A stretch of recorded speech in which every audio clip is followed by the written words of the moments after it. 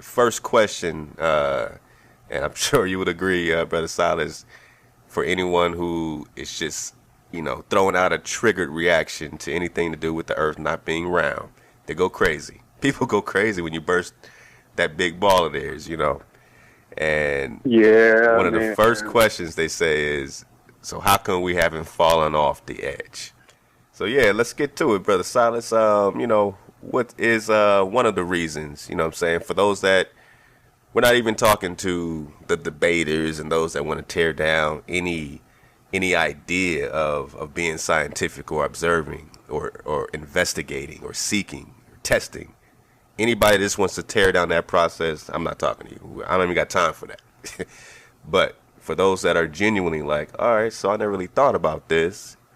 Why don't we fall off the edge? Please, Brother Silas, let's get it going. Well, we can't fall off of an edge because it's a dome. We know that it's an enclosed dome. Now, with that being said, we can't get to the edge. I know Mr. Bird, General Bird had, made some trips up in that area. Some of the footage that he took had been destroyed. Excuse me, but he could definitely, it was definitely indicated that beyond the ice, in areas therein, there was land, there was temperatures that were normal, areas with no ice at all.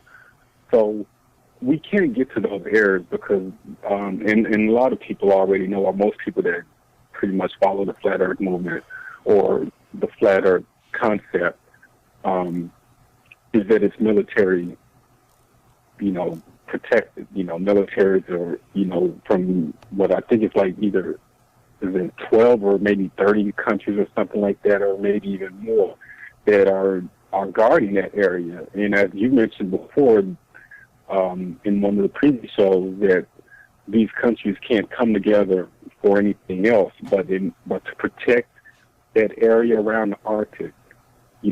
They will not let you, get on there. So you can't get to the edge. And that's the thing, with the Antarctic Treaty, and I implore all the listeners, all Drop Nation out there, and I call you Drop Nation because we are a nation, Kwam Yasharala, and we got the drop. So, hey, we Drop Nation. Deal with it, you know what I'm saying? Check it out. Check out the Antarctic Treaty. There's a website, ats.aq. You can check that out. But definitely, even Wikipedia will give you a basis of what Brother Silas is kicking with the Antarctic Treaty System. It says the Antarctic Treaty and related agreements, collectively known as the Antarctic Treaty System, regulate international relations with respect to Antarctica, Earth's only continent without a native human population. That's what they want us to think, that no one's, beyond that or whatever the case is. But we're going to get to the visual.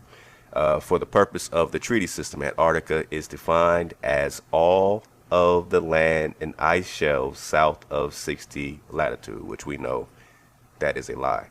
But it is a lot of land, and it is completely surrounding us, just like the UN flag says.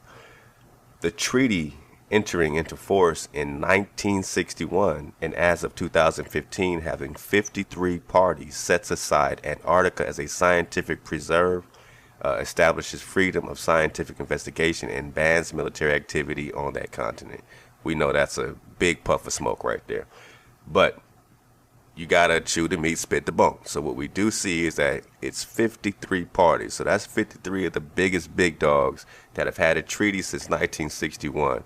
And all this serious stuff, Russia, U.S., this went down, this is happening, all this stuff happening, the puppet show is what we call it. Meanwhile, this treaty has never been broken. It's the longest lasting treaty.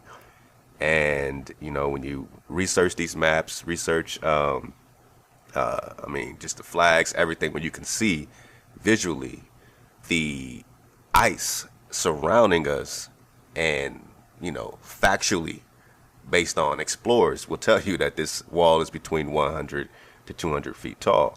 I'll read a little bit off of this site right here, the Atlantean Conspiracy. It's a good site as well. Good drop here. And just relax for a second. You know, we're not trying to convince anything.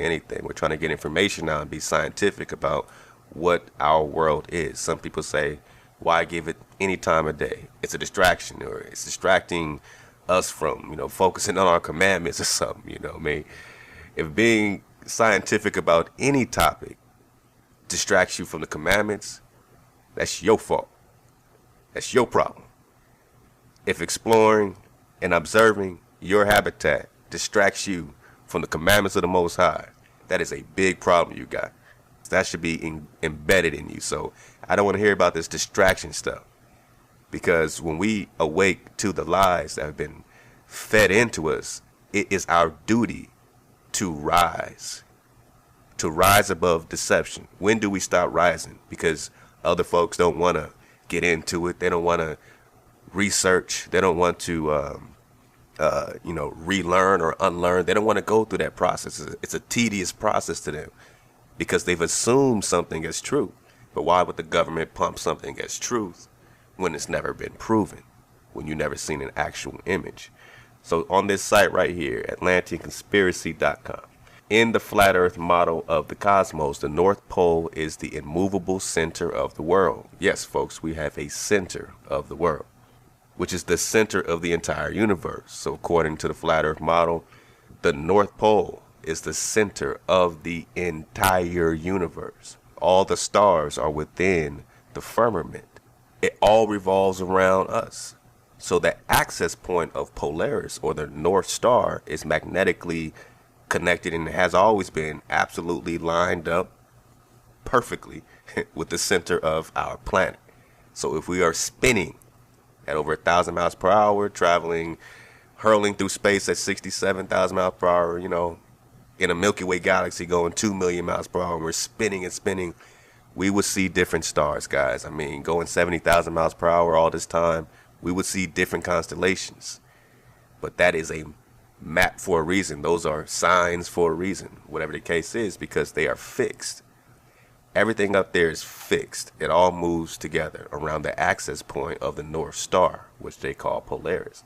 The sun circles around and around the circumference of the Earth every 24 hours. So instead of the sun being some big gaseous ball 96 million miles away, there's an equivalent mathematical model with the flat earth model.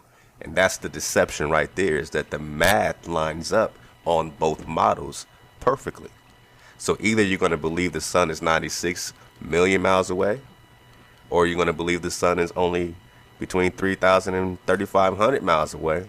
Mathematically speaking, those line up perfectly. Now, when you look at the evidence, you can see the hot spots of the sun. You can see the rays bending into the earth, which gives you evidence that it's not 96 million miles away.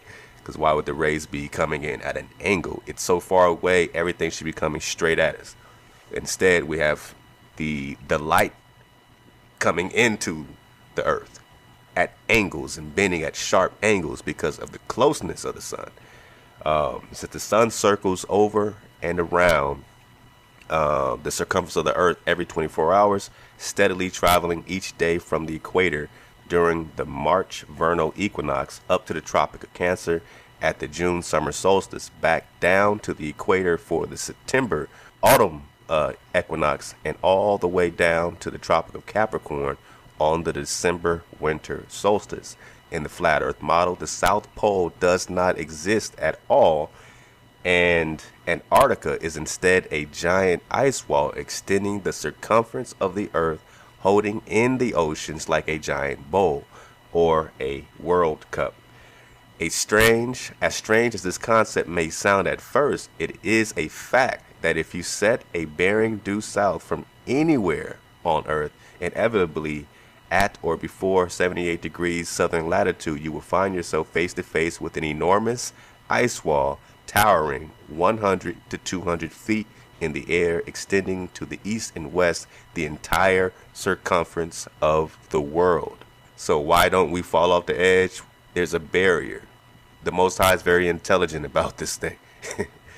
It's not as, it can't be flat or else we fall off. If that's where you start, man, you got to unlearn a lot of things.